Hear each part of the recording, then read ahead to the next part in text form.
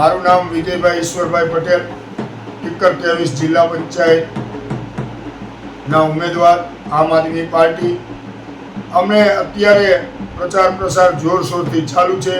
ટીકર નીચે આવતી ટીકર તાલુકા પંચાયત, ઈસનપુર તાલુકા પંચાયત, અજીતગઢ તાલુકા પંચાયત અને નવા ઘનશ્યામગઢ તાલુકા પંચાયત પણ અમે જંગી બહુમતીથી જીતવાના છીએ અને તમામ સમાજોનો અમને આવકાર મળી રહ્યો છે અને એ આવકારનો અમે કોઈ પણ જાતનો પબ્લિકમાં અસંતોષ થાય એવો અમે ક્યારેય નહીં કામ કરીએ અને અમને વિશ્વાસ છે કે આ રણકાંઠાની જનતા આ ભાજપ સરકાર અને કોંગ્રેસ જે અત્યારે વચ્ચે ઘૂમવા નીકળી છે, બેયને સારી રીતે જડબાતોડ જવાબ દેવા માટે મતદારો તૈયાર છે।